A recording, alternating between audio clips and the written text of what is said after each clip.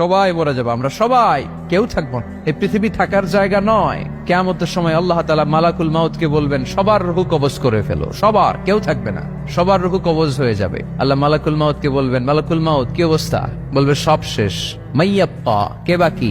মালাকুল মাউত বলবে জিনেরা বাকি, যাদেরকে দেখা যায় না। আল্লাহ বলবেন জিনদেরকেও শেষ করে ফেলো, রূহ কবজ করো। মালাকুল মাউত আজরাইল জিনদের রূহ কবজ করবে। আল্লাহ এবার জিজ্ঞেস করবে, ইয়া মালাকাল মাউত আখবিরনি মাইয়াপ্পা, এবার বলো আর কে বাকি? মালাকুল মাউত বলবে, আল্লাহ মানুষগুলো সব শেষ, জিনগুলাও শেষ, এবার বাকি ইবলিস শয়তান। কে বাকি? ইবলিসরেও শেষ করো, ইবলিসও শেষ। আল্লাহ আবার জিজ্ঞেস করবেন, ইয়া মালাকাল মাউতি মাইয়াব্বা, আর কে বেঁচে আছে বলো? মালাকুল মাউত বলবে, আল্লাহ আপনার কথা অনুযায়ী পৃথিবীর সব মানুষের রূহ কবজ করলাম, সব জিনদের রূহ কবজ করলাম, ইবলিসের রূহ কবজ করলাম, এখন আছে শুধু ফেরেশতারা। আছে কারা? যাও ফেরেশতাদের রূহ কবজ করো। ফেরেশতাদের রূহ কবজ হয়ে যাবে। এবার আল্লাহ জিজ্ঞেস করবেন, ইয়া মালাকাল মাউত আখবিরনি মাইয়াব্বা। মালাকুল মাউত বলবে, আল্লাহ আপনার কথা মতো ধরে ধরে সব শেষ, ফেরেশতাও শেষ, 4 জন ছাড়া। কয়জন ছাড়া? জোরে বলেন, কয়জন ছাড়া?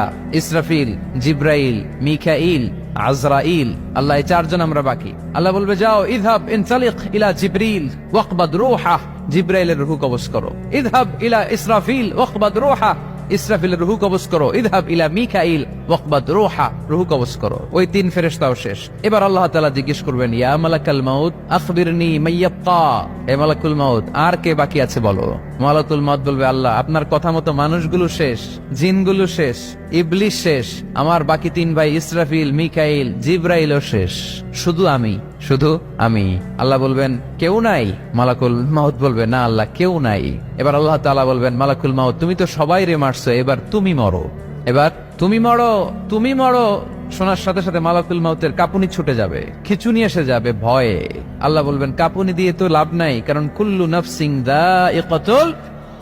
রাব্বুল আলামিন বলবেন, মালাকুল মাউত কেঁদো না, এটাই দুনিয়ার বিধান, আমি আল্লাহর দেয়া বিধান, এটাই, জন্মালেই মরতে হয়। যাও, জান্নাত জাহান্নামের মাঝখানে একটা জায়গা আছে, জায়গাটার নাম হলো আরাফ।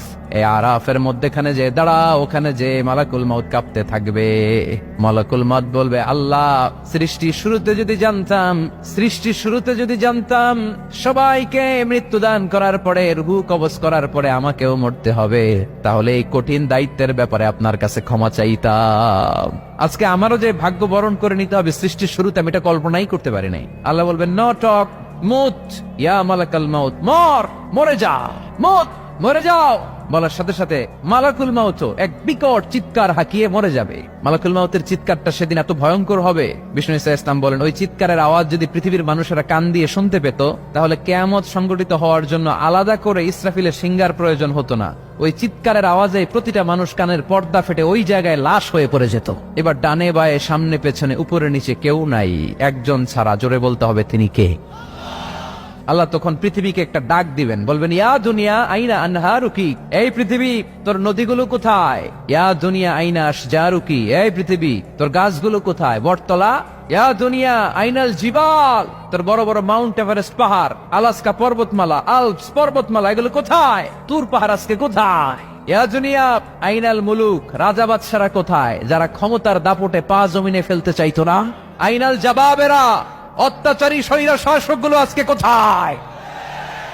কোথায় আজকে? কোন আওয়াজ নাই। আল্লাহ তখন হুঙ্কার দিয়ে বলবেন, লিমানিল মুলকুল ইয়াউম, who belongs the kingdom today. Allah চিৎকার দিয়ে বলবেন, আজকে ক্ষমতা কার? আওয়াজ করে বলেন, সেদিন ক্ষমতা কার? আল্লাহ সেদিন প্রশ্ন করে নিজেই নিজের প্রশ্নের উত্তর দিবেন, লিমানিল মুলকুল ইয়াউমা লিল্লাহিল ওয়াহিদিল কাহ্হার।